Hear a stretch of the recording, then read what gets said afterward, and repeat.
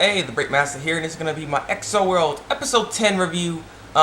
Really good episode here. Some good information. Someone wants to be a burst linker, and a setup just happened. So it's just like, And I got a question for you guys too at the end of this. So yeah, this is a good episode, really good episode.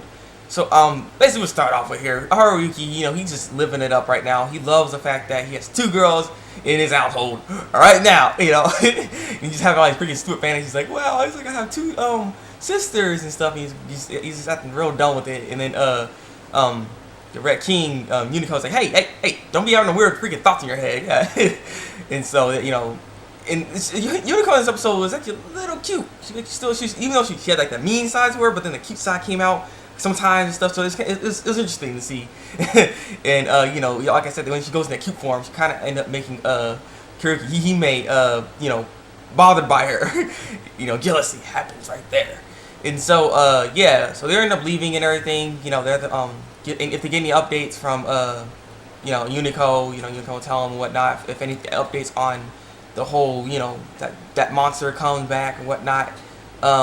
So yeah, they're going away and everything, and they're in the elevator right now, right? And Hime is trying to fix his tie, Haruki's tie, 'cause it's all crooked and everything. And then the door opened, and then what we see is Chiyu. And the thing is, I'm still confused on this. I'm wondering why exactly, but why does Chiyu care so much for Haruki and Haruki Hime's relationship? Like they can't seem to do anything around her. Like she gets mad off of this like smallest stuff. Like she was mad for the fact that Hime was fixing Haruki's tie.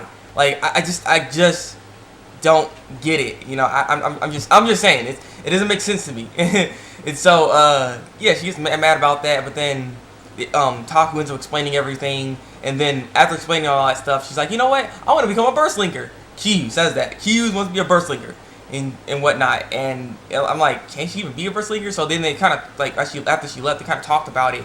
Can she be a burst linker? And it's like, well, does she meet the minimum standards? The first standard, which is from birth, you have to have a little neo linker on your neck. And yeah, she has that. And basically anyone can really join into this whole thing because it doesn't really take much of the brainwaves, because it usually takes the same brainwaves you have and just implements it into the game. So it's just like she could possibly do it. But yeah, so the person that's gonna have to do it is gonna be Taku, because apparently you only have one shot doing, well, not one shot, but one shot doing this. You can make one prodigy basically. And you get to choose who's your prodigy, basically what's going on. So Taku's gonna choose Chiyu as his prodigy. So that's what's gonna happen. So we'll see what happens if she actually gets into the game. I'm curious if she actually can get in the game. So they're gonna see what's gonna go on with that. And so then that means Hime made Haruki her prodigy. So then that leaves a question: who is Hime's prodigy?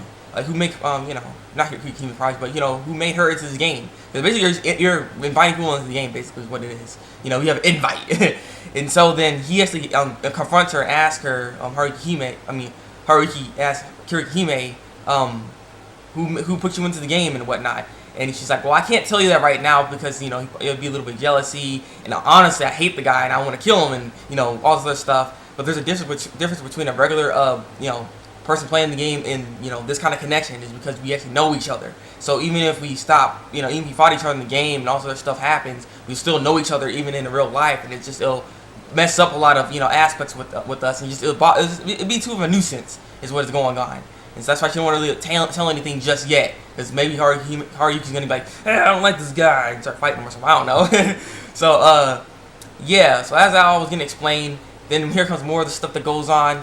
They end up going to Haruki's house, and they end up burst linking, and they end up finding the armor of catastrophe or chrome disaster, which is what they're looking for.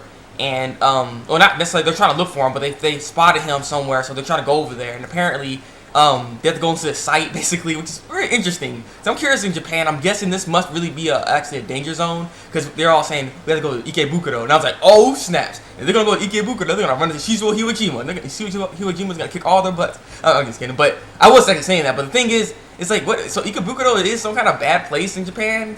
I'm just like, it must be, it's interesting, because they keep showing this, like it seems like it's some kind of bad place.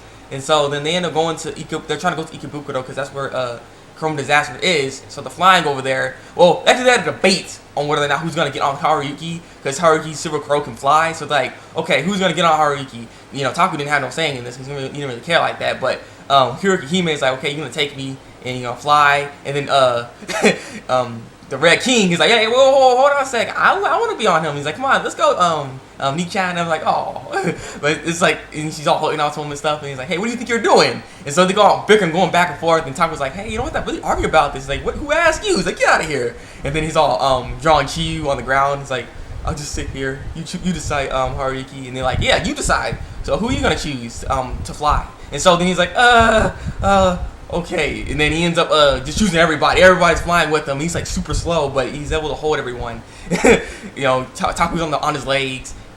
He's holding Unico on the left arm, right arm, Haruki. So they're just flying over there like that, basically, and it's just like it's pretty funny. But they're going over there and everything, and as they're going over there, just strolling around, they end up running into these, like, not running into, but they end up seeing this big, gigantic, like, turtle monster thing. I'm not even sure what the heck that was, but it's basically an enemy. And these enemies, like teammates or, you know, like a team that you have, can actually go and attack those things. So, you know, you're not necessarily fighting yourself. It's not PvP. Like, this game's usually PvP, where you fight against each other. But, you know, there's other monsters where you actually could fight as a team without having to PvP. And you can be in this area is a non-restricted area, so there's no time limit on the fighting, so you can be there whenever. And it takes you a while. If you stay there for like a whole day, it's taking like 3 days within real time. And so it's just like, what the heck?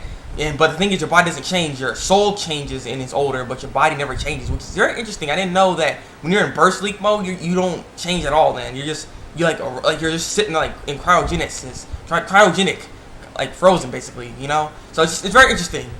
And so they end up explaining this monster. Basically, you can actually attack this monster. It don't really give you much points though. It gives you like 10 points for killing that kind of massive monster that you need to team up with, which is weird. You get so little points, but you know, it's just something easier to do. Or you could get more points, and then Haruki's like, oh yeah, you can face the burst linkers down there, which is true. And so you get a lot more points in this area as well.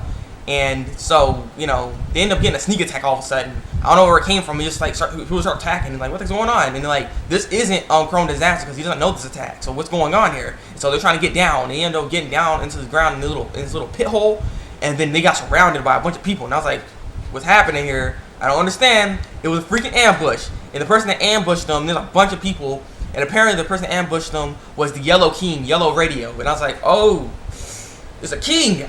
This is gonna be interesting, because you know he has a lot of people. They got him surrounded, so it looks like they're gonna try to take him out. And I'm pretty sure they're trying to take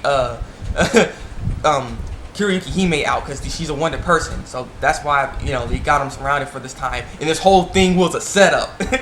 So it was basically Chrome Disaster. You know, the person was Cherry something, you know, Cherry Red or whatever. You know, Unico's person. You know, it was all set up for this all to happen. Unico meeting up with Haruki. All this was probably all planned out for, you know, the Yellow King to get her and get all these people together so he can take them out. So this is very interesting. So I'm like, oh wow. Alrighty then. So yeah, basically that's the end of the episode. I'm looking forward to seeing what's next. There's gonna be some interesting battling going on. It felt kind of long. Like, I'm not sure if I'm the only one feeling this, but I feel like I haven't watched Accel World in a while. I don't know. It just felt like I haven't watched it in a while. I don't know. I don't know if it's just me, or, you know, it's just me. This show just seems to be going at a different pace. I'm not sure.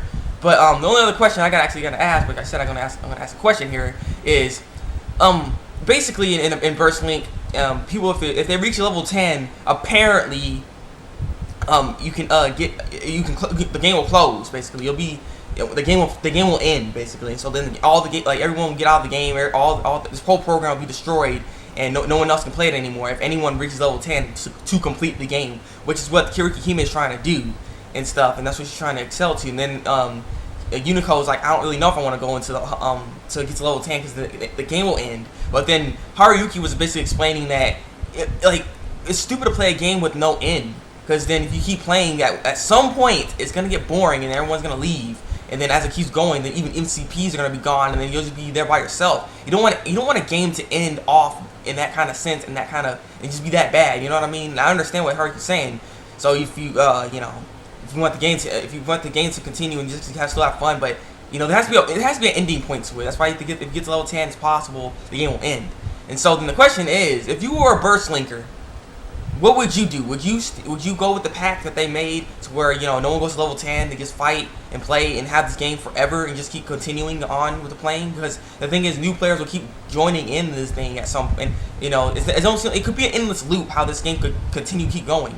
Or do you want to be like Kirihime and actually decide to get to level 10 to end the game, to ruin all the fun for everybody, by the way, if people still like playing this game, or new people like, yeah, I love this game, oh, it's gone, or, you know what I'm saying? But what are your thoughts on this? If you were a burst linker, would you want to end the game, or would you want to be in the path to where the game still stands and still be alive, where you can still play it for whenever? So what are your thoughts on that? You know, I believe there should be an end to the game, and we should actually it should get to a point where we should end it, get to level 10, and just finish it. You know, I mean, you can't just play this game forever. That's the whole point. So I'm just saying what you could with the pack that's going on. So like I'm saying, what is your thoughts? Leave your comments below. Like if you like this review, and subscribe to my channel for some more Accel World reviews. So yeah, this has been my Accel World episode 10 review, and until then, break out.